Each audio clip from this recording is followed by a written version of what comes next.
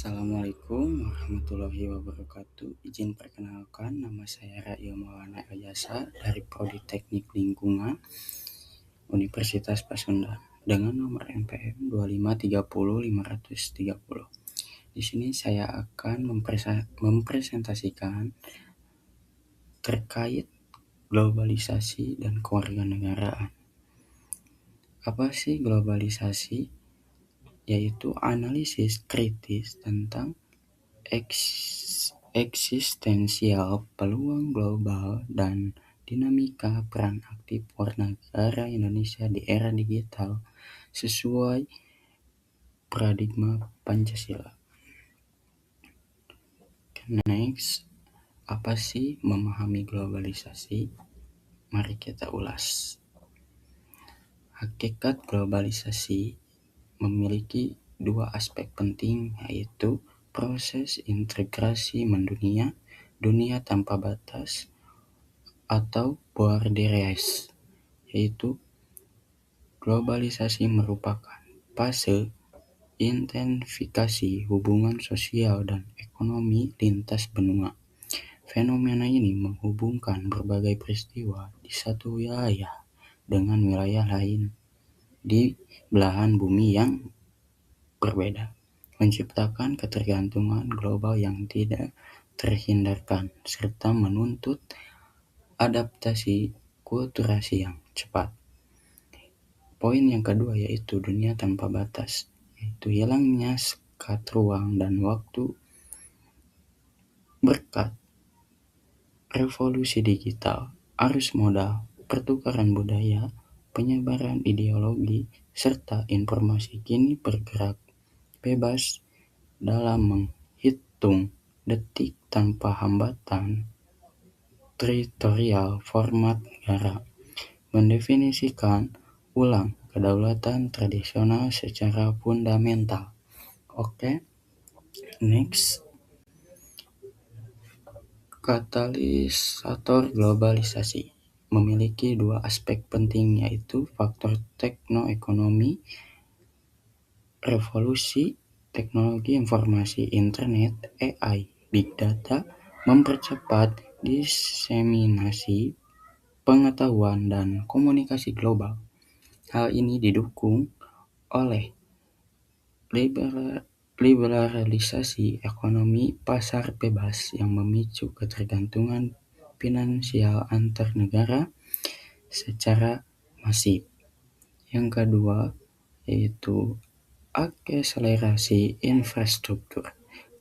Kemudahan mobilitas fisik memangkas jarak geografis melalui jaringan transportasi modern, arus migrasi manusia, logistik, barang, serta pertukaran ide terjadi dalam intensitas tinggi, menciptakan kultur hibrida global yang dinamis.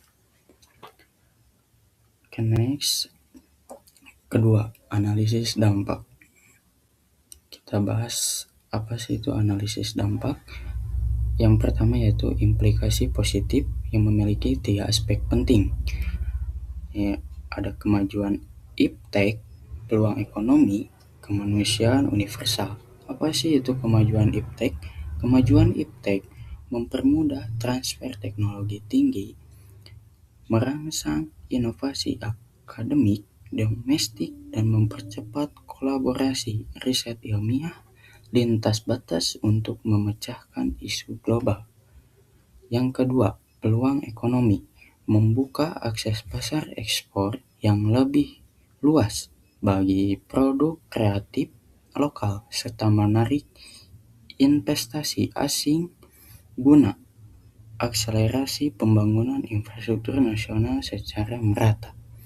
Yang terakhir, kemanusiaan universal, yaitu meningkatnya kesadaran publik terhadap hak asasi manusia yang sering kita dengar adalah HAM.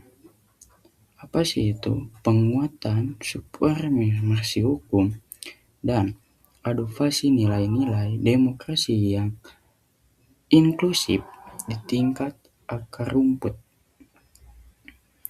Next. Ada juga implikasi negatif yang mencakup 3 poin. Ada individualisme akut, krisis konsumerisme, dekadensi budaya. Apa sih itu individualisme akut?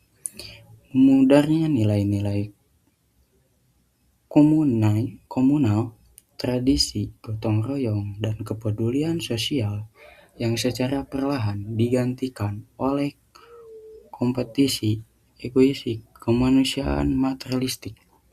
Yang kedua, krisis konsumerisme meningkatkan kecenderungan hidup konsumtif akibat paparan masif iklan global memicu pola pemborosan dan ketergantungan tinggi terhadap merek asing.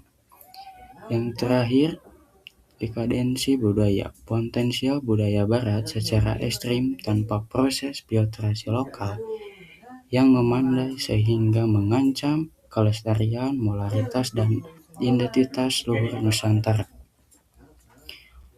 Next ada Pancasila sebagai filter mencangkup dua aspek penting yaitu tameng moral kebangsaan, cing global, dan akses lokal.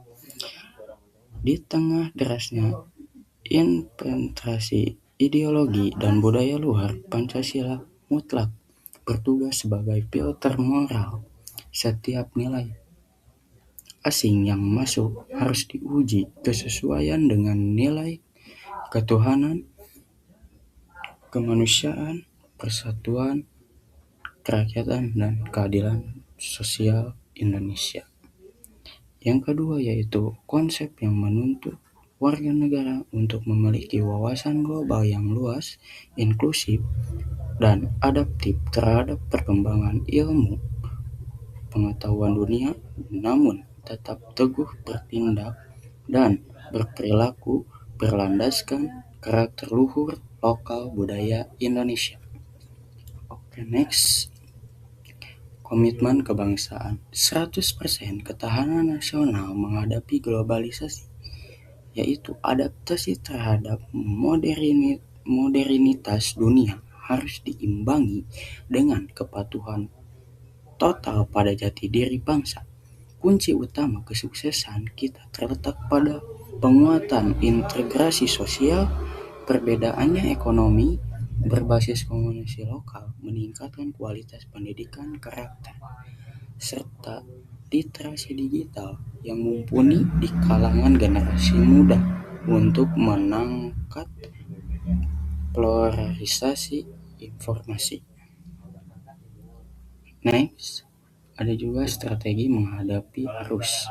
Memiliki 3 poin penting untuk menghadapi strategi arus, yaitu penguatan civic education, yaitu menanamkan nilai luhur kewarganegaraan secara komprehensif sejak dini demi membentuk benteng moralitas yang kokoh di era disrupsi global. Poin yang kedua, literasi digital cerdas, mengasah kemampuan berpikir kritis dalam menyaring informasi guna mereduksi penyebaran hoaks, anjuran kebencian, dan potensi disintegrasi bangsa di dunia maya.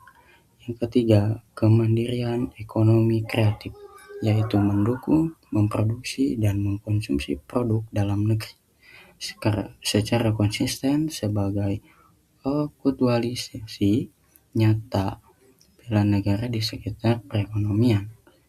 Yang terakhir adalah diplomasi budaya aktif, memanfaatkan platform cyber global untuk memperkenalkan khazanah seni, budaya, serta kearifan lokal Indonesia ke kancah internasional secara kreatif dan modern.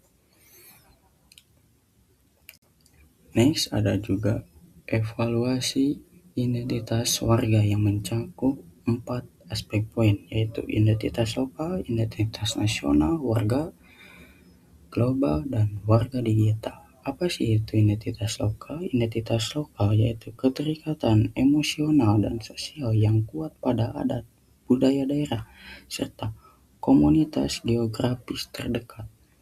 Yang kedua, identitas nasional, yaitu kesadaran kolektif yang utuh sebagai bagian dari kedaulatan bangsa dan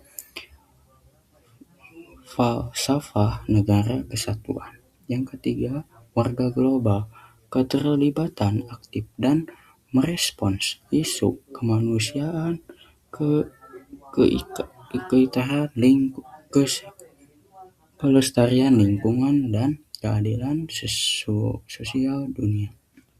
Yang keempat, warga digital, penerapan etika, tanggung jawab moral, dan hukum dalam berinteraksi di ruang cyber tanpa batas. Mungkin sekian hasil presentasi saya. Mohon maaf bila ada salah kata. Wassalamualaikum warahmatullahi wabarakatuh.